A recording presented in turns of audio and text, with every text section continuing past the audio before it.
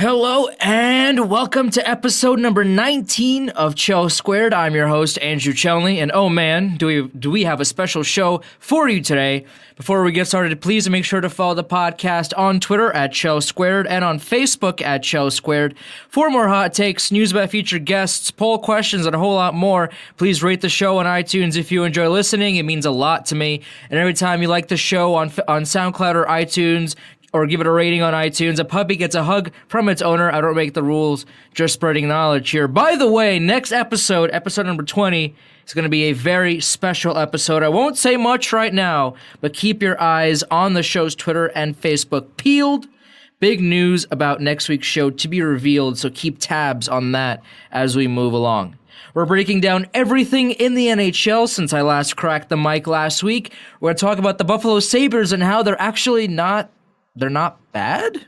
They're above 500 9 games into the season. Get this, for the first time since the 2011-12 season, the Sabres were 6-3-0 after 9 games after beating the Columbus Blue Jackets 4-2 on October 27th, 2011. Backup goalie Jonas Enroth got the victory, giving starter Ryan Miller the rest. Brad Boyce, Jason Pominville scored twice, and Patrick Coletta got the goals for the Sabres, while Vinny Prospal and Fedor Tootin got the goals for Columbus. Steve Mason got 22 saves on 26 shots, while Enroth made 41 saves on 43 shots for the victory. The Blue Jackets, after that loss, were 1-8-1. How times have changed. By the way, in the same day, the Winnipeg Jets beat the Philadelphia Flyers 9-8. Yikes. So the Nashville Predators have started their season 7-2 with Pekka Rinne on IR after starting 3-1. Is this finally Nashville's year, or are they just going to burn out again and lose and still not have a Stanley Cup banner to hang up? They've put up regular season champions up there, but they haven't put up a Cup champions banner up in Bridgestone Arena just yet. What are the Rangers going to do with some of their guys? Kevin Hayes, it seems like every day Kevin Hayes is a part of some trade rumor.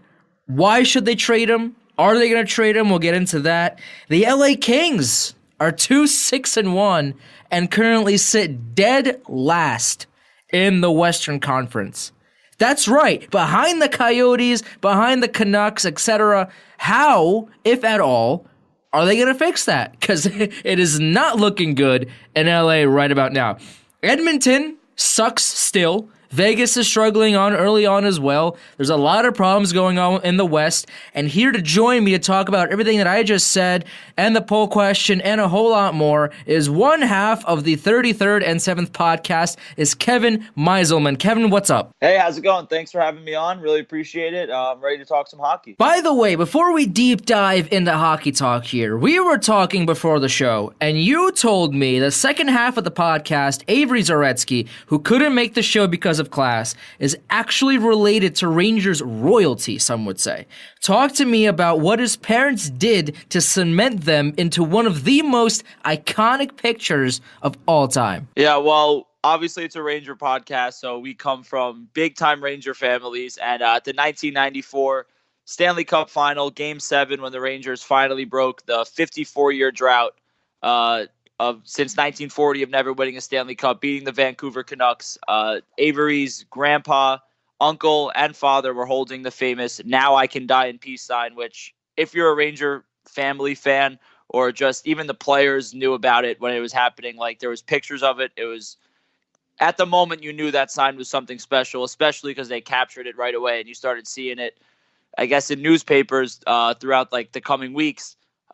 So he's the son of that, and it's kind of crazy that I found someone here at Quinnipiac to do a Ranger podcast with whose family is actually crazier than mine. I didn't think that was possible. That's incredible. I mean, that picture is one of the most iconic pictures. Not even if you're a Rangers fan, not even if you're a hockey fan, that is one of the most iconic pictures in sports history, bar none. Yeah, I mean, it's special, and it just has so much to do with what that feel of, like, especially if you're a Ranger fan, like, just anything to do with 1994 has just there's that sacred feeling to just hearing 94, and that sign just has that whole aura around it. So I definitely agree with you. That's incredible. So the Buffalo Sabres, like I said in the opening, they're 5-4, first time above 900 since 2011.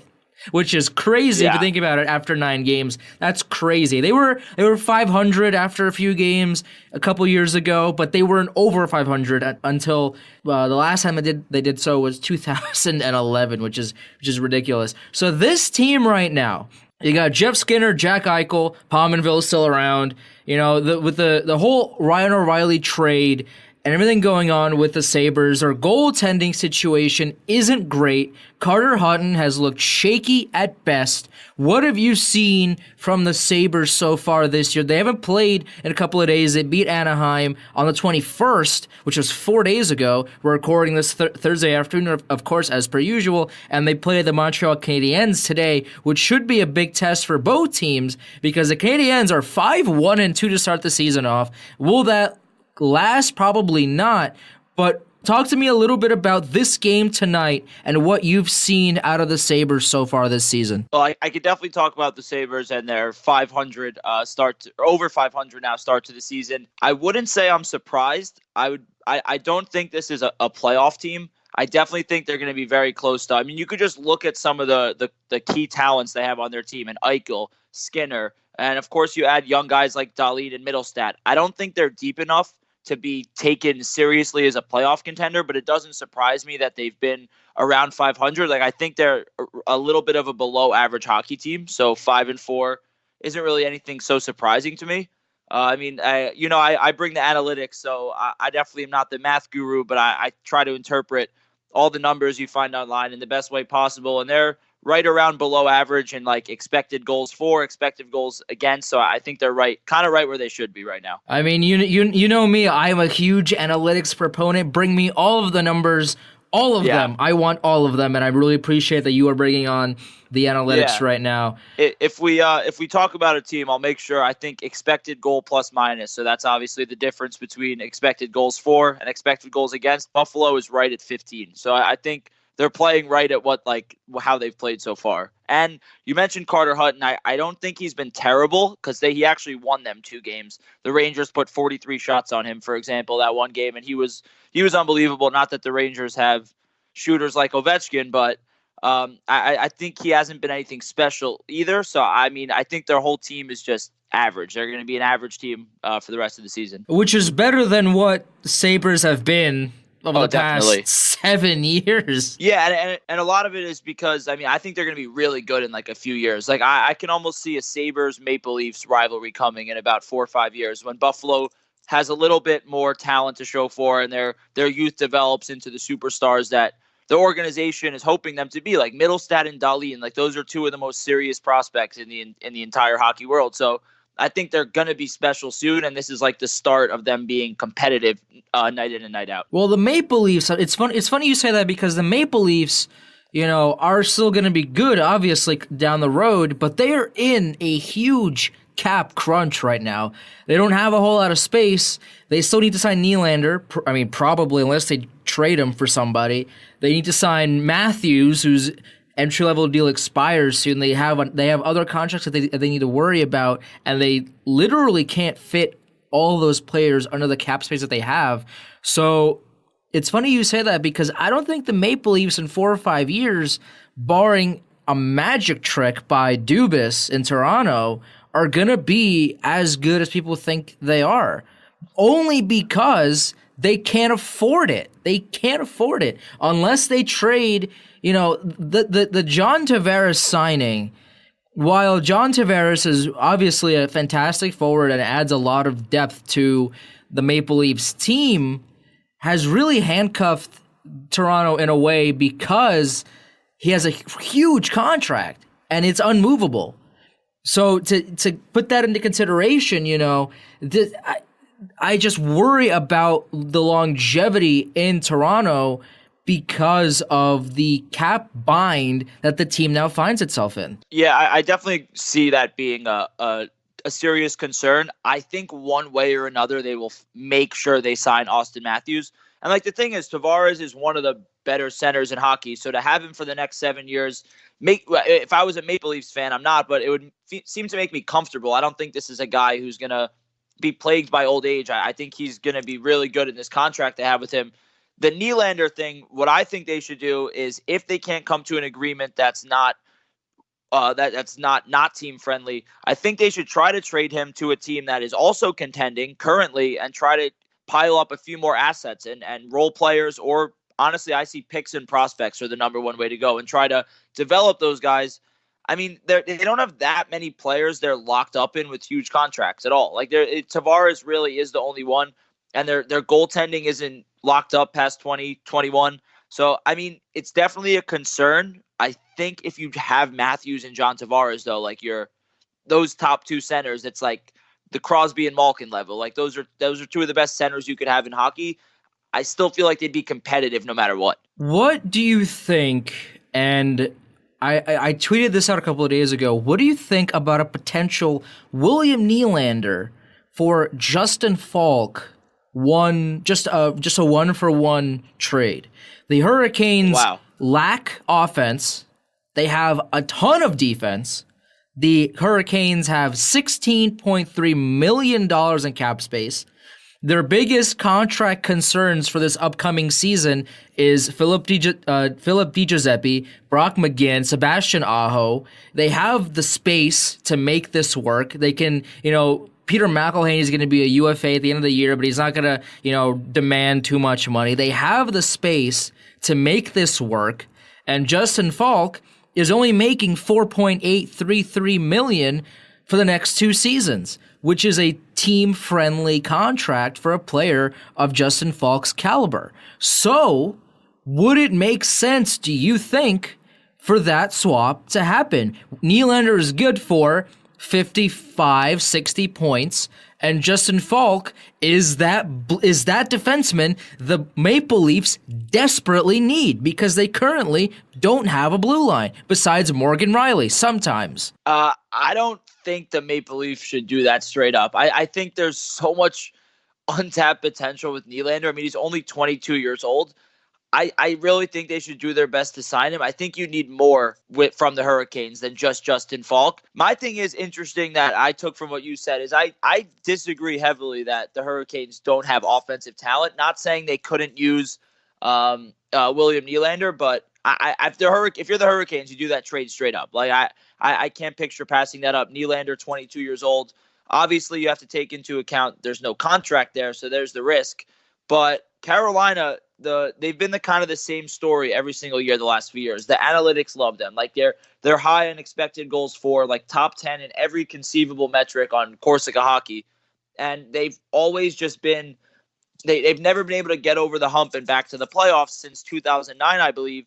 And I really think most of that is goaltending. Like, I think their lineup is unbelievable. And now you add Svechnikov to the team. I think the Dougie Hamilton trade benefits them at least short term. It depends on what Noah Hannafin comes into.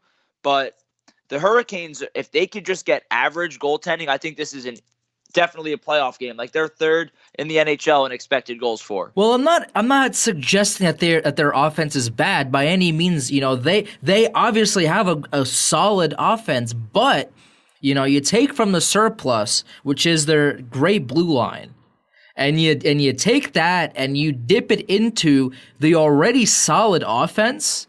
I mean, you're looking at a team that could potentially just win every game 9-8 because their goaltending has still been, not top 5, not top 10 in the NHL. Michael Furland is off to a great start, 9 points in 9 games with 6 goals, but his career high is 41. He's playing on that first line right now, and I'm just not convinced that is sustainable for him. He's playing with Aho and Teravainen right now on that first line, but let's say you put Furland, Aho, and Nylander, or Nylander, Aho, well, no question, and Teravainen, that's a whole different story altogether. My thing is, I don't know how the Maple Leafs would accept Falk for Nylander straight up. I think that's so lopsided. Throw in other assets in there. I haven't given it enough thought to come up with the right prospect or the right amount of picks, but I know Nylander's a restricted free agent, and that's where that appeal would come to from the Leafs. But I mean, he's 22 years old. I think, I don't know, if I'm the Leafs, my goal right now is how can we get Matthews and Nylander on this team? Because those three forwards, you're contending for a cup almost no matter what, unless you get all fourth liners around the rest of those players. I mean, it just, looking at Toronto's cap friendly right now, $12.2 million in cap space right now. Let's say the cap inflates, right now it's around it's $68 million. Let's say it inflates to 72. So let's say Toronto's cap space is $60 million, right? So Austin Matthews is taking up what? $10-11 million of that. So now you have $5 million remaining. You have to sign Josh Levo, who's an RFA, Par Lindholm, who's a UFA, Mitch Marner's an RFA, Kapanen's an RFA, Andreas Johnson's an RFA, you have Gardner a UFA, you have Marinchin's a UFA, Garrett Sparks is an RFA. I mean, it just doesn't. I can't imagine a scenario in which Dubas can find the space to sign all of these guys. There's literally, unless Austin Matthews takes the biggest, salary cut in sports history and signs like a $4 million contract, which is not happening at all anytime soon. There's no way the Maple Leafs could afford Matthews, Marner, Kapanen, and Nylander, and all of these guys at the same time next year. There's just no way. Yeah, I mean, I don't think they'd be able to keep all those three wingers for sure.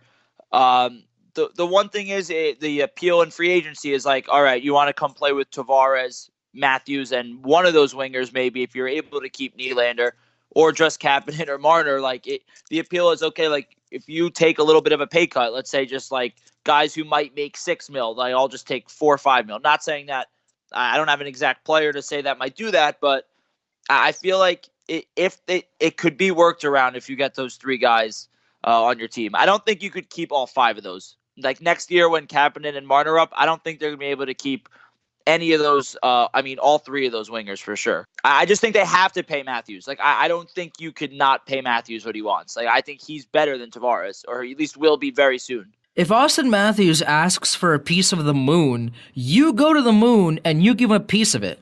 There's no situation in which, Austin Matthews wants something and you say no to him. You can't do that. If you do that, I agree. If an organization does that to Austin Matthews right now at age 21, one, you fire the general manager, two, you fire everyone in the organization. You fold the franchise. You move the franchise. It doesn't matter. You do not say no to Austin Matthews. So let's say he wants a Tavares contract, $11 million, right? And let's say the cap hit goes up to 72 right now. So that doesn't leave a whole lot of maneuverability for the Leafs to sign pretty much anybody else. I mean, you could probably sign Mitch Marner to maybe a 5-year deal if Dubas is feeling lucky and wants to approach Marner with that kind of deal. I don't think he would take it, but he might take it just to stay on the team.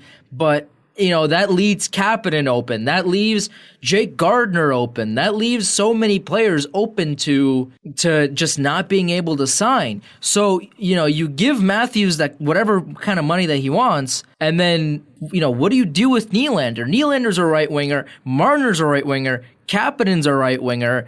They don't have a blue line. I mean, I don't want to say that, that the story writes itself here, but it kind of does because they need a defenseman and they have too many right wingers. Yeah, I definitely think one way or another they're going to have to trade one of those wingers if they're smart and just get picks and prospects. Like right now, they could sell Nylander so high. He's only 22 years old. The only problem is, why would we trade for this guy if we don't know where he wants to sign, for example, or we don't know exactly what he'll take? My thing is, if you could get there's the right return for anything. Like I don't think they should give up on Nylander because I think he's special and he's only 22 years old. And you have at least one winger to play with either Tavares or Matthews for the rest of the big contracts they're going to have. But if you can't get something team friendly done, then I agree with you. There's not enough space if you want to give Tavares and Matthews, where you're definitely like saying no to any trade. I agree with you. Well, I'm not saying you got to give up on him. The guy's obviously a great player. I'm not talking about Nylander the player here. I'm talking about Nylander and his contract. No, exactly. As it stands, give up on him in terms of we're not going to get the right contract with him. And from what it sounds like, from what it appears to be, they're not going to get it because he knows what he's worth at this point. He probably wants a little bit too much for what he is right now, anyway. But you know what you're going to get from Nylander, and if they sign him, you might have to either fire sale somebody that you don't want to, or make Matthews take a pay cut, or I don't even know where to start, but Toronto is in cap hell right now because they have 12 million space. Let's say it bumps up to 17, after this season, sure, but that is still nearly not enough room to sign everybody you want to. So at the end of the day, you give Austin Matthews the moon and potentially Mars if he wants it, and you're pretty much handcuffed at that point in terms of signing everybody else. You have to hope you hit on some of these prospects for sure, and hope you could sign Marner and Kapanen into a friendly deal for sure. I just think there's if we're talking about if this Tavares and Matthews things that it started with the whole longevity conversation, I'm not sure that they could be competitive for 6 straight years, but like at the same time, Matthews and Tavares, that's going to be the best 1-2 center combo. If you imagine that Crosby and Malkin will age in the coming years, like that enough on its own is enough to keep them competitive, and there's no reason to kind of be scared to sign Matthews or someone to a little bit of money, because those two players locked in. I mean, I don't know how many other teams can be better than that, at least in the East right now. Oh yeah, I'm not suggesting that we cut corners on Austin Matthews if you're Toronto, because you don't. If you try to do that, Austin Matthews will burn you. And that is the absolute last thing Toronto needs, is for their star player to burn their organization. You don't do that. But in terms of the best 1-2 punch, would you rather take Matthews and Tavares or McDavid and Draisaitl? Let's say, let's say maybe not even now. Let's say in 3-4 years, would you, when Crosby and Malkin are a little older on in their careers, would you take Tavares and Austin Matthews or McDavid or Leon Draisaitl? That's interesting. I think it's tough because McDavid is far and away. I mean, how much better do we think McDavid's going to be than Matthews in a few years? Because as good as McDavid is, and we've been praising him, and how I still don't think he's better than, we could talk about that after the McDavid Crosby thing, but I don't know how much better he's going to be than Matthews. I think Matthews is unbelievable. Like, he's been playing, I mean, he's doing absurd things this season. The thing is, I think the Maple Leafs number 2, whether it's Matthews or Tavares, would be better than Draisaitl, in my opinion. Nothing against Draisaitl. Like, Matthews and Tavares are two of the best, I don't know, you can argue 5, 6, 7 centers in the NHL right now. It's how much better is McDavid than those guys that kind of would make me pick the Oilers. McDavid is better than Tavares, or Tavares yes, as he is now called in Toronto. He's better than Matthews. I mean, I don't see, obviously Matthews is a dynamic, fantastic forward. No one's going to argue that, because if they do, then they're just not watching Austin Matthews. But at the end of the day, Connor McDavid right now is probably the best forward in the NHL right now. So to say that Matthews, because here's the thing, right? Whoever the second line center is, whether it be Tavares or Matthews, is better than Draisaitl. But McDavid is in a world all by himself. He's in a galaxy all by himself.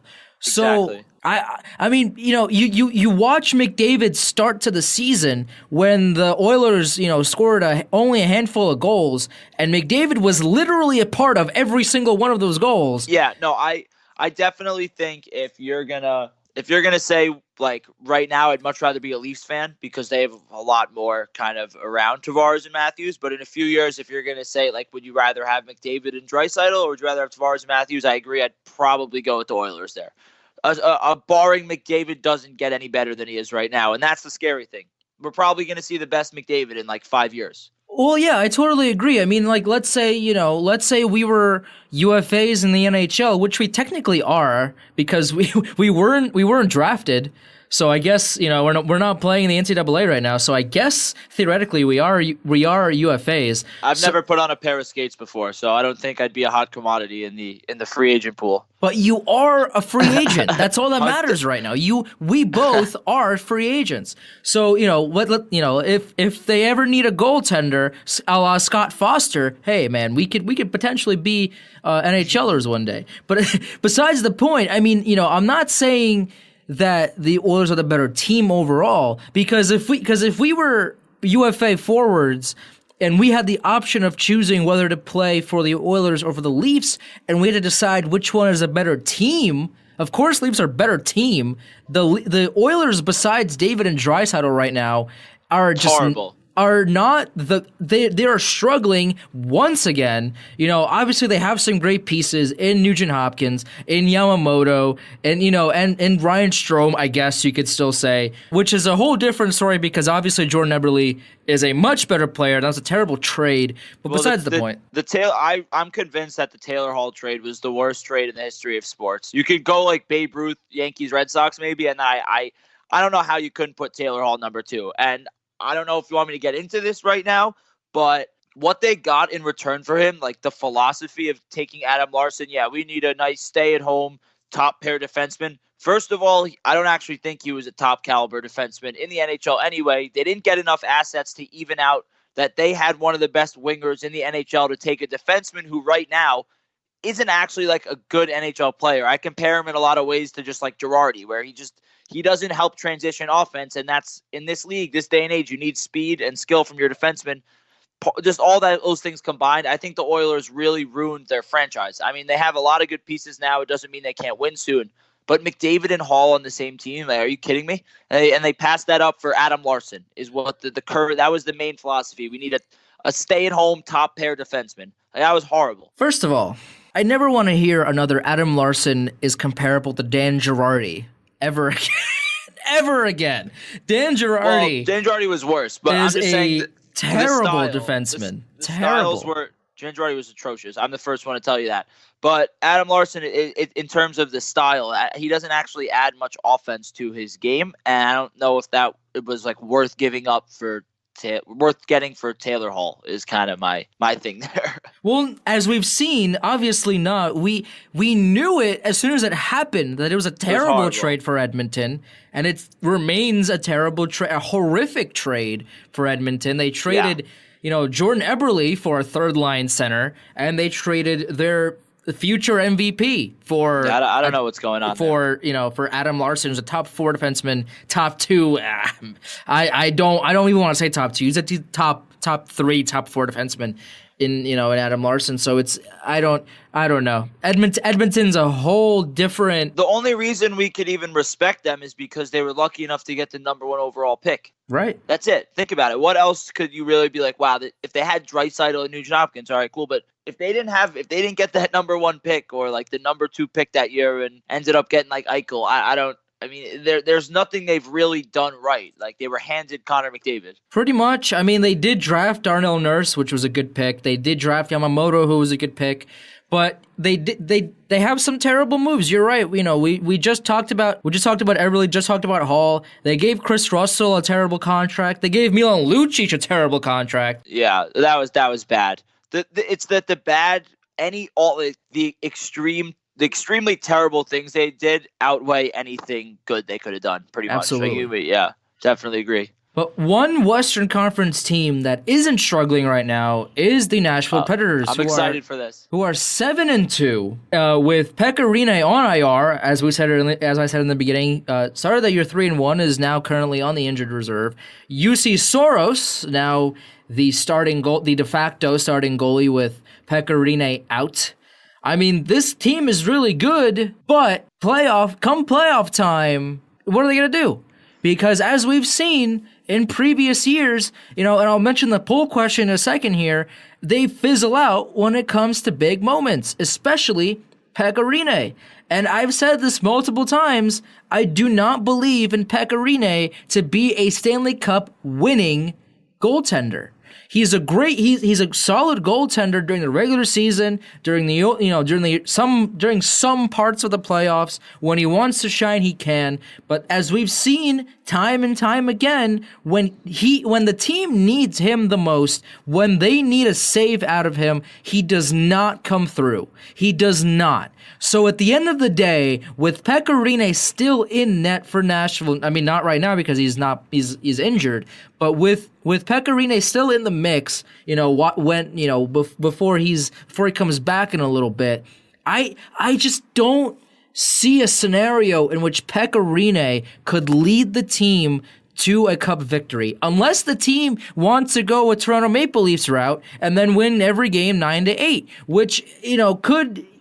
which could happen, but it's not an effective strategy. You need a goalie that will step up in huge moments to make big saves. And as we've seen in the Pittsburgh series, as we saw in last year's playoffs, Pekka Rinne does a really good job of playing really well in the regular season and then not showing up when his team needs it the most in the playoffs. Well, I just don't think Rinne is great to begin with anyway. Like, I thought the Vezina was a little much for him last year. My thing with Nashville is I don't think anyone's asking Pekka to lead them to the Stanley Cup. I think their team is so good where he's serviceable enough. I also really like Saros, who might end up just playing in the playoffs anyway. I think he's really good. I think Nashville is just too talented. Like, I don't think there's a better five on the ice at one time that has been put out this year than their top line of Arvidsson, Johansson, and Forsberg with Ekholm and Yossi out there. Like, I don't actually think you could put a better five from every single position combined. Yes, there are better players than that,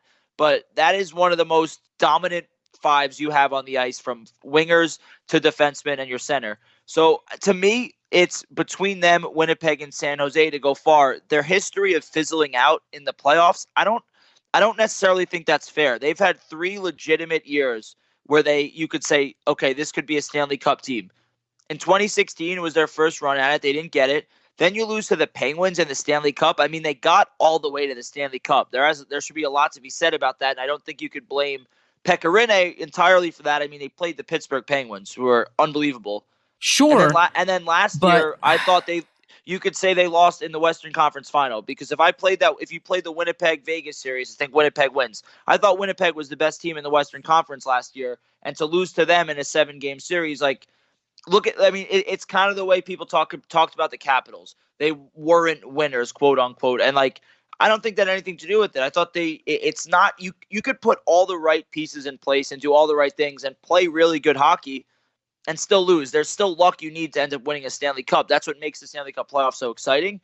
I think the Predators they were just on the wrong side of the Penguins and the Winnipeg Jets last year in a 7-game series. So I going forward, I don't think the history of them fizzling out is going to kind of impact my prediction. I think it's just they're going to have to go through Winnipeg and San Jose to make the Stanley Cup. And I think all 3 of those teams are kind of in the same boat. Like, okay, we're going to have to go through these guys. So I think there's nothing about them that says they can't win a Stanley Cup. I think they're too good offensively, too good defensively. I mean, I think Saros is really good too, even if Rinne's not playing well. Here's the thing, man. I'm not saying the Predators by themselves aren't good enough to win the cup. But the thing is that you rewatch that series against the Penguins, you rewatch that series against the Jets, and the team played well. Pekka Rinne did not. That cup final against the Penguins. I've rewatched that series a few times, and it's just Pekka Rinne gave up the most basic, ridiculous squeaker goals. Well, yeah, I don't think he's that great at all. I don't think he's anything special. I think he was a really good goalie at one point. I don't think he's amazing at all anymore. I did not think he should have won. I did not think he should have won the Vezina last year. But I really think UC Saros is better than him, and I just think their team is good enough where if they just get average goaltending at least, and I think Saros will actually be the one to do that in the playoffs. So if they can just get average goaltending, there are very few teams with better actual skating rosters than they do. Well, sure. I'm not saying anything about the forwards because we know the offense is really good. The defense is really good. My concern is the goaltending because Rene got pulled how many times in the series against Winnipeg? 3 times, I think it was. I mean, you can't have a starting goalie pulled that many times in a series and expect to go far in the playoffs and win the cup. If your primary goaltender keeps getting pulled because they allow just terrible goals. Yeah, I agree. I really do think we're going to see Saros this year. I mean, I think he's 23. I think they're going to be willing to give him the opportunity. I mean, this leads me into my poll question for tonight's episode. By the way, if you want to vote in the poll, or if you want to tweet at the poll, follow the podcast on Twitter at Chel Squared, because that is where I put the poll question out. So the poll question tonight is, how far will the Nashville Predators make it this season in terms of playoffs? And the 4 choices were first/second round exit, because I didn't have 5 choices here. I can only put up 4. Lose in the Western Conference Final, lose in the Cup Final, or win the Stanley Cup. Now, before I list off which option won, Kev, which option would you vote for? This is funny because when you posted it, I actually already knew what I'd say right away. I vote for none of the options. I think you have to couple the second round with the Western Conference Finals. So I think they lose in one of those 2 rounds, because I think they automatically win the first round, automatically as in probability speaking. I think you have to couple the second round and the third round, because you imagine they would meet the Winnipeg Jets in the second round, which is like almost as difficult as if imagine they have to play the Sharks in the Western Conference. So I think those two series are kind of their own, and they have to get through both of those. I think they definitely make it past the first round, though. Twitter only gave me 4 options, man. I couldn't. I tried as best I could, but but you see what I'm saying there, right? Yeah, no. I definitely see what you mean by that for sure. So first to second round exit got 35% of these 60 votes in the poll. Lose in Western Conference Final came out ahead with 43% of the votes. And I guess one person, or 3% of the people, said they will lose in the Cup Final, and 19% said they will win the Cup this year, which is an interesting choice, to say the least. I put them in my top 5 to win the Stanley Cup. I don't know if I'd give them the favorites. I think Winnipeg is just a little bit better, and I think Hellebuck being better than Rene, in my opinion, and at least not seeing Saros try to carry a playoff run yet. But I don't know if I'd give him the Stanley Cup. Do you want my top 5 Stanley Cup ranking right now? Let's hear it. Okay, I think you got to put San Jose number 1. I mean they've been unbelievable so far, and I don't even know if you could. I hate trying to measure chemistry because there's nothing to measure it with. But they are first in expected goals for, and still top 10 in expected goals against, and their expected goal plus minus, like the stat I love, they're number 1 in hockey by like a full 2 points. I just think they're going to be so good all season long. I don't just looking at the blue line, and then there's still enough offensive talent. If they could just get average goaltending, I mean, they're special. I put the Lightning number 2, and then I put Toronto or the Lightning interchange at 2. I think I want to see those guys play a little bit more. I think the Lightning have more depth, but I don't know. Matthews and Tavares are just scary. That if they're on the power play, you like almost expect them to score. Then I just have Winnipeg and Nashville right around there. But any of those 5 teams, I don't think there's a huge gap between any of them. I mean, like I said earlier, the biggest question I have with Toronto is their complete lack of a blue line. Yeah, but their offense is so high-powered where they're like, all right, let's beat us at our game kind of thing.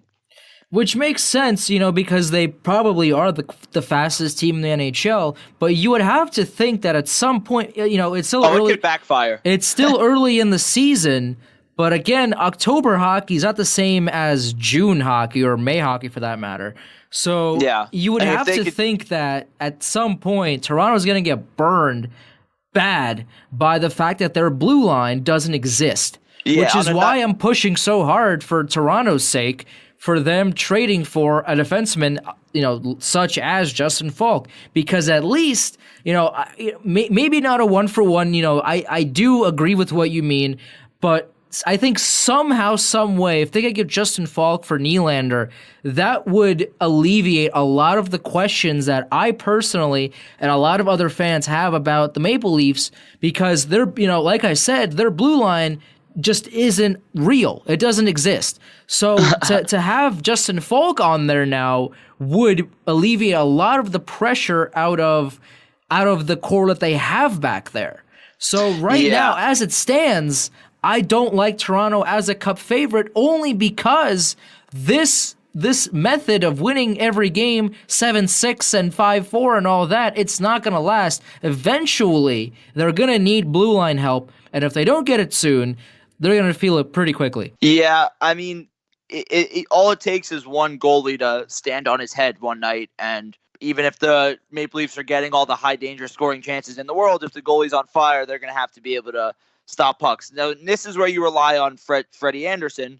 Can he be enough to kind of salvage the bad defense? Can the offense possess the puck enough where the defense doesn't have to do that much? Obviously, there's a lot of risk in that. I'm just kind of weighing what they might be saying in the front office right now. The thing is, if like this style of this, they're going to give up all these goals and they're going to score all these goals, it might not work for a lot of teams, but their offense is so good where like it's hard for me to not say they're a Stanley Cup contender, but I definitely see like it's still a small sample size of like I think they I don't even know if they reached their 10th game yet. Maybe the midway point of the year, I'd be interested to see if like the defense is okay enough to kind of if this team could be a cup contender. But 10 games is really hard to kind of to get there yet in that sense, if you know what I mean. No, you're absolutely right. It's just that's of the 5 teams that you listed, you know, obviously the Leafs can potentially just outscore everyone and win the cup, you know, in an 11-10 game for all we know. But for right now, looking at that blue line, that is my biggest concern with them. But, you know, absolutely. You know, staying in the East here, the Rangers, they just won their last game against Florida. They're playing tonight at Chicago. Yeah, Kevin Hayes is one of the players that, you know, seemingly every day there's a new tweet about some rumor revolving around trading Kevin Hayes or, you know, Kevin Hayes this, Kevin Hayes that. He has 3 points in 9 games so far. That's 2 goals. He had 25 goals last season, which is a career high for him. 49 points in 2016-17 with the team. That's his career high for points. But, you know, fancy stats love him. The analytics love him. But fans, for whatever reason, don't like or appreciate the way Kevin Hayes plays the game of hockey. Yeah, and I'm not one of those fans at all. I think Kevin Hayes, I mean, his rookie year in the NHL in 2015, he had the most primary assists in the NHL. In the entire league, he had the most primary assists of all players you could have listed. Crosby, anyone. He had the most primary assists. Not to say he's a better player than those guys, but there has been that level of skill that I don't think was untapped by Alain Vigneault as a coach. I don't think he's like, because he doesn't look as fast on the ice, but I think he's just so productive in terms of generating scoring chances for the team. I mean, I don't think in any way he's a bad player, and I don't also think he's like a superstar. So in the sense that we shouldn't trade him. So he has the 1 year, $5 million deal that they signed him last year, and I think a lot of that was for flexibility. So they could trade him at the deadline. They could trade him at any point during the season. Or if nothing happens, they could re-sign him for another couple of years or whatever. I think in the end they will trade him, whether that's at the deadline or it's this month or whatever. But I think there will be enough return from a team that says, okay, we want Kevin Hayes. We want a third center or second center, whatever it is, to kind of help us compete for the Stanley Cup now. Put us over the top, make our third line so much better than our competing, for example. I think there's nothing that should stop the Rangers from getting picks and prospects for him at all. Especially, and a lot of this has to do with the fact that they have Filipino, who, yes, he's been playing winger, but has the center capability. Brett Howden has been really impressive to start this season. He's a center. Lias Andersson, who they've been saying was capable of kind of doing the Brett Howden role, but they want him to develop in the AHL with the Hartford Wolfpack, playing 20-plus minutes a game, power play, penalty kill, get all of it ready. And some fans have been worried about that. Maybe we could talk about Lias after, but I'm not. I think he will still be an NHL player as like your third center, fourth center. Well, hopefully not the case, but and then you have Mika Zibanejad for the next 4 years. So I don't think they need Kevin Hayes in any way.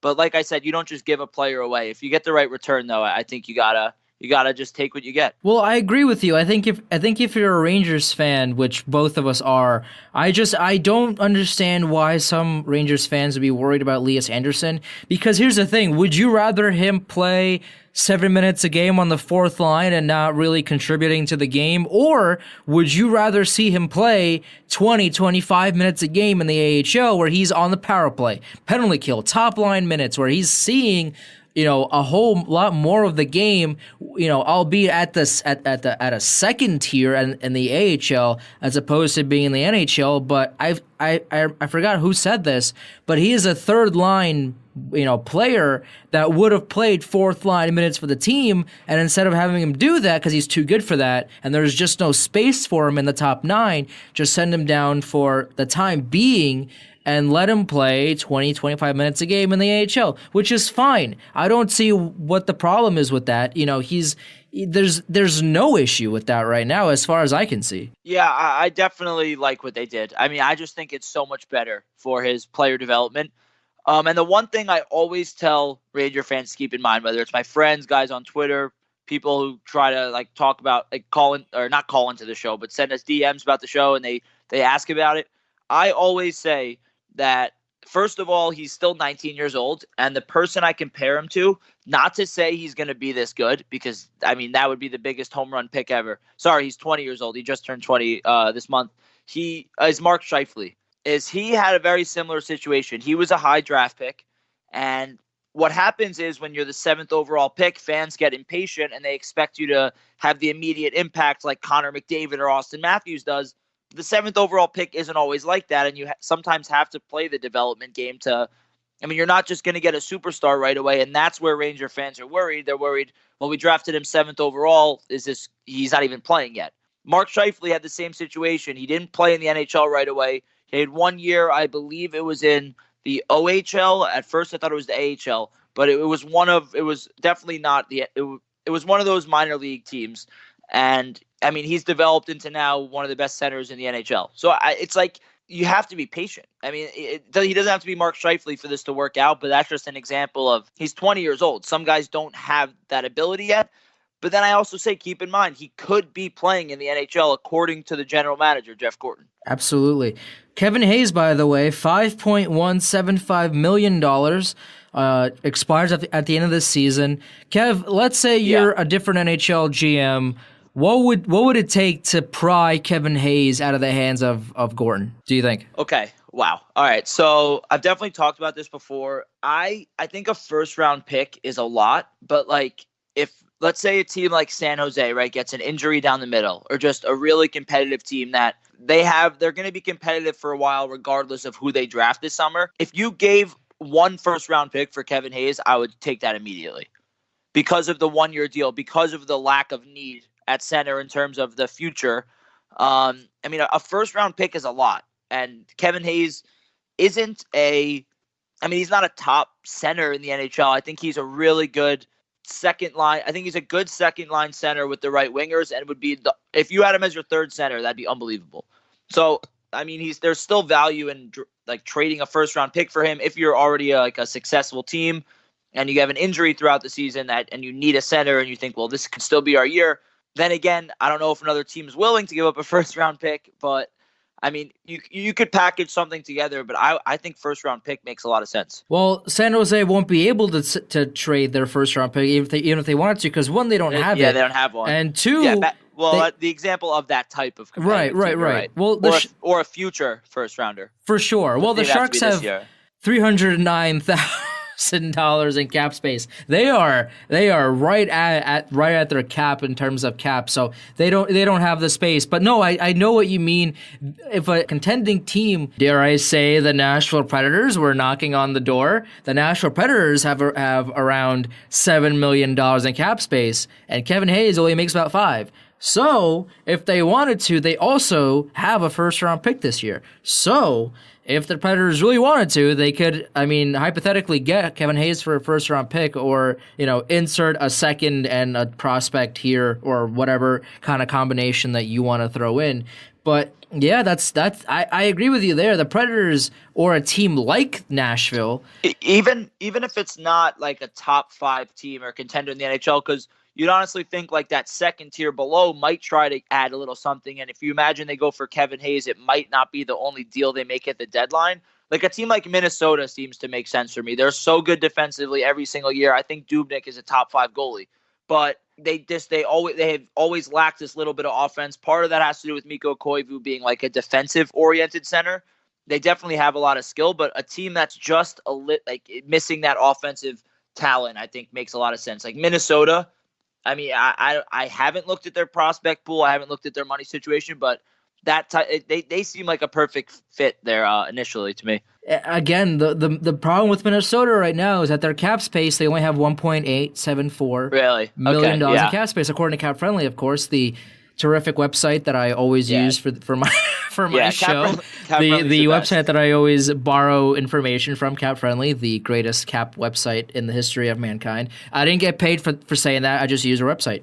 So they have less than $2 billion in cap space right now. So if they wanted Kevin Hayes, they would have to trade either an Eric Stahl back, who, I mean, that's a whole different situation with Eric Stahl.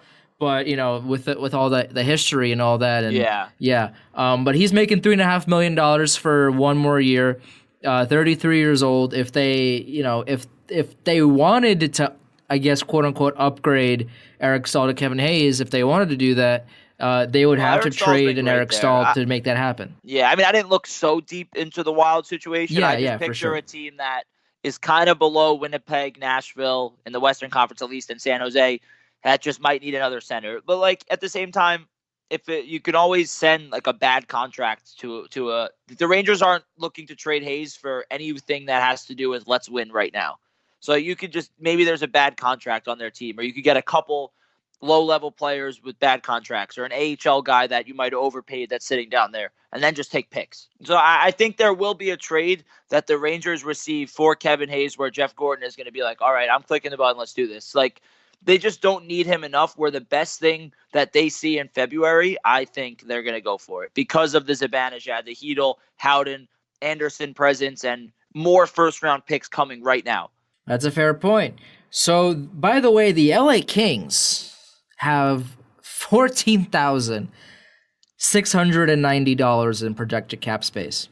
The LA Kings are also dead last in the Western Conference at 5 points, 2-6-1. The Coyotes are 3-5 with 6 points. The Oilers are 3-3-1 with 7 points. So are the Blues. They are 2-3-3. The Blues are not looking great either. You have these teams that the Anaheim Ducks are 5-4-1. The Canucks, the Vancouver Canucks, who employ 2 JV goaltenders, are 6-4. Leading the Pacific Division right now, not for long because the Sharks will eventually take over. They've won 3 in a row. The Sharks will eventually take over the Pacific Division.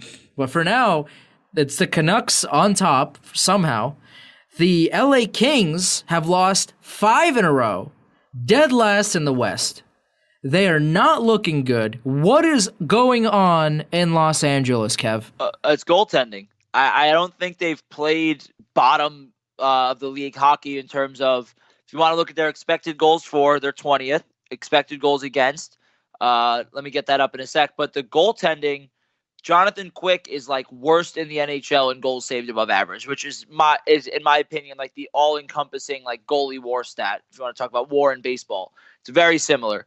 And Jonathan Quick is, I mean, I know he's only played the 4 games.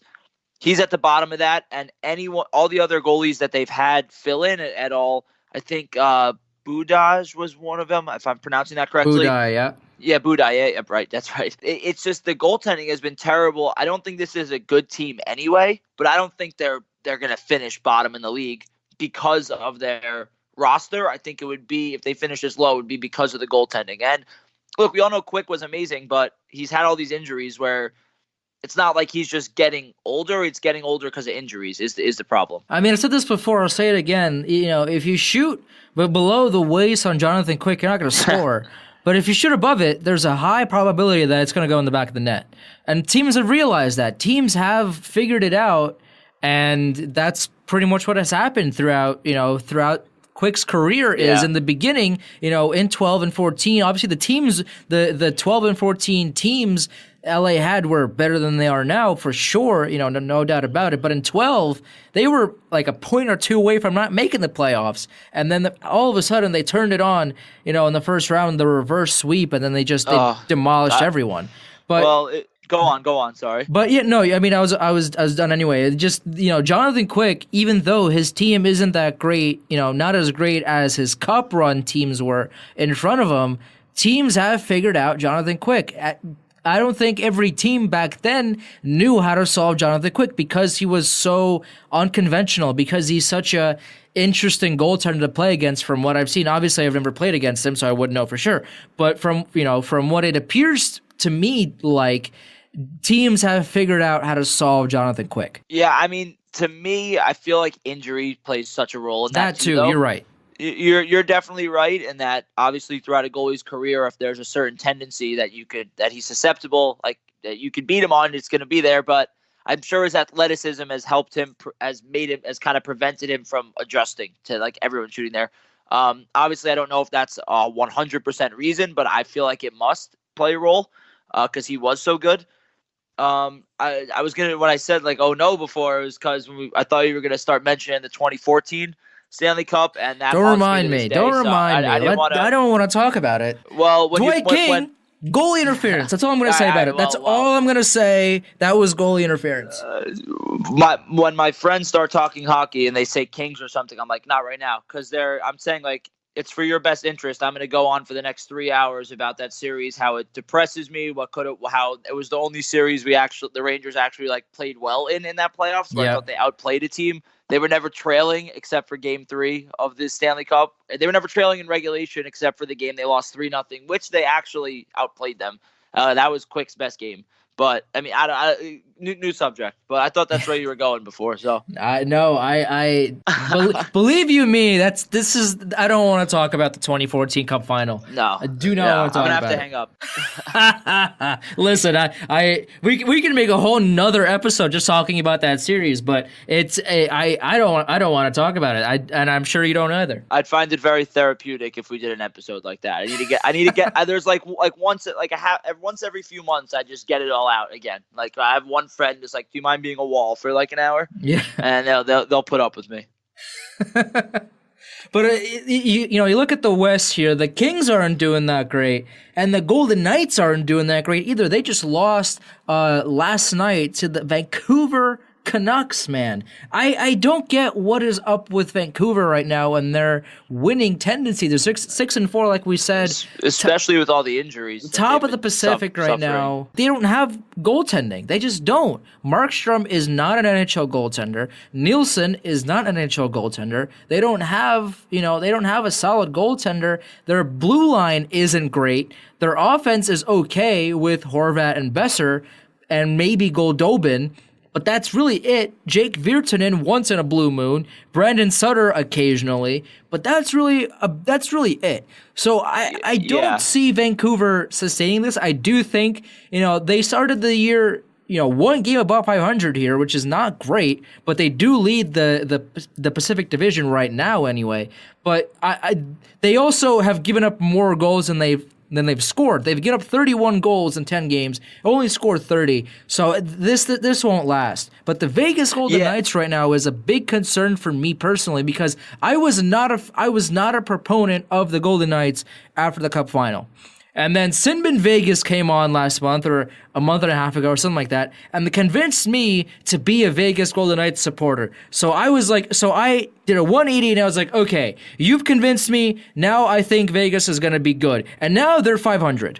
And now I don't know what to think because that team on paper is really good. They got Pacioretty, they're looking good, and they haven't played well. Well, see, this is where I think looking past record is really important, and especially in most of these teams from like an 8 to 10 game sample. Right, for sure. Part, Vegas in expected goals for, like I always bring it up, by the way, if I didn't mention before, CorsicaHockey.com is where I think is the best place to get these stats. They're 5th in expected goals for. I actually think they've been playing like good hockey in these games, especially like it doesn't always equate to wins. Obviously, for like sure. That's just the nature of the sport.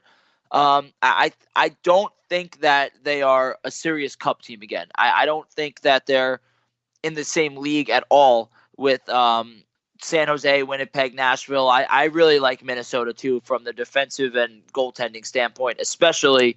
But they're not a bad team. I still think they'll be a playoff team, and I think they're better than their record shows. They also haven't had Paul Stastny play yet, which I think is interesting. I'm very interested to see how he fits in when he gets back because we haven't seen him in that jersey before. So I can't sit here and say Paul Stastny's coming back. All right, they're going on a win streak, but he's definitely a valuable player that they'd love to have back in the lineup. Well, here's the thing. Whenever a team employs Nick Holden in their top two pairing, that is a recipe for disaster. There is no way a contending team could take Nick Holden, put him on the top pairing, and say, go win some games. Because Nick Holden will not be able to do that. Yeah, I don't think that could even remotely happen for a long time if they expect to win games. I think Nick Holden's terrible. He was terrible playing with Ryan McDonough, which is really not easy to do. And tough to do. Yeah, it's tough. Well, I always say different conversation. McDonough was handicapped by Girardi for years, so we could have even seen a better McDonough. Whatever. Anyways.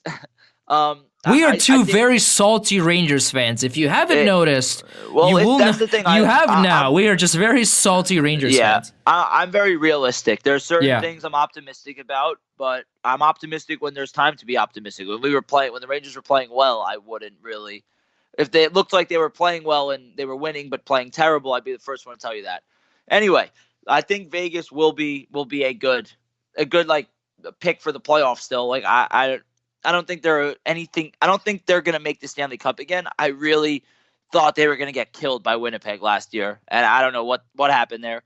But no, they're definitely not a bad team. They're better than their record shows. You're absolutely right. I do agree with you on that one. I did think for a while that that the Jets were going to wake up, and then just erupt for goal after goal on the Golden Knights, and then it just never happened. It never happened, and It was as surprising to me as I'm sure it was to you. The Knights, I don't know if they outplayed the Jets because I thought for a lot of that series the Jets controlled the pace of the game. The Golden Fleury Knights stood on his head. Yeah, basically. I don't even know if he's that good of a goalie as he played in that series. I don't think you could have played better, any goalie ever. Yeah, and they were very close to winning the cup, but I do think, as I've said this before as well, but that Holtby save, that stick save at the end of the game. I think that changes a whole perspective. Changes everything. Possibly the Stanley Cup. Well, that's what I love about the Stanley Cup playoffs, but that's also part of what frustrates me when people try to talk about the history of teams, because there is so much going on the ice in hockey where you'd have to rewatch 4 games to actually catch everything, especially of a team you're not a fan of. Like, what was this defenseman doing there? What was this forward doing? Like, I feel like the top analysts, you can't process all of it. It's moving at such a fast pace. There's so many different players on the ice against so many different players. There's so many factors that all in one series, and it's just like it's skewed. The memory is often skewed by what actually happened in the series just because one team came out on top. Like Winnipeg was a better hockey team last year, and I would have said the same about Tampa being better than Washington. And everyone had the Central versus the Atlantic, it seemed like, as being a Stanley Cup, whether it was Winnipeg, Nashville versus Tampa or Boston last year, and it just went completely the opposite. But that's what I love about hockey, the randomness in terms of you could have all the right things, but all it takes is one goalie standing on your head. There's so much luck involved that one pass, like one shot being an inch lower, like that's what I love about it. But that's why I love all these numbers to kind of tell me, all right, who was actually the better team? It doesn't mean they won, but I mean, I think Winnipeg really got robbed last year. Kev, you're the best. I really appreciate you coming on. I love this talk. I absolutely love your input.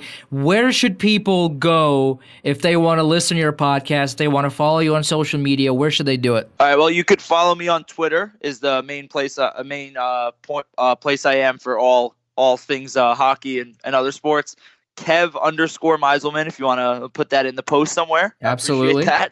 And my podcast is 33rd 7th NYR on Twitter, and on Instagram, 33rd 7th _NYR.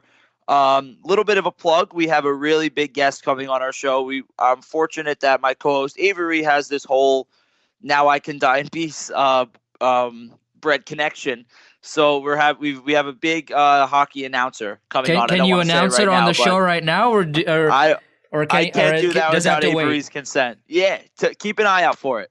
Okay. Keep an eye out for it. I don't want to do it yet. We're probably coming out Monday. Give it a few days. All right. Well, I know who it is, but I don't want to spoil it for everyone else, considering, if you don't want to say that, I won't say it, but I'm definitely excited for this episode. It's going to be fantastic, and I can't wait for that either. And next week, oh boy, am I going to have a special guest on for my show as well. So both of us have some very, very exciting episodes coming out next week. Yeah, I'll make sure to listen in. This was a lot of fun, Andrew. I hope to be back on soon, and maybe with Avery too. But definitely love talking hockey whenever I can. Absolutely, man. Thank you so much for coming on. I'll talk to you again real soon. Yep. See ya. Yep. And that, of course, is another episode of Chel Squared. I'm your host, Andrew Chelney. Next week, big guest, big news. Stay tuned on Twitter at Chel Squared, on Facebook at Chel Squared. Big news, big stuff. You don't want to miss it. Keep your eye out. There's going to be some great update very soon. For now, I'm Andrew Chelney, and I'll talk to you again next week.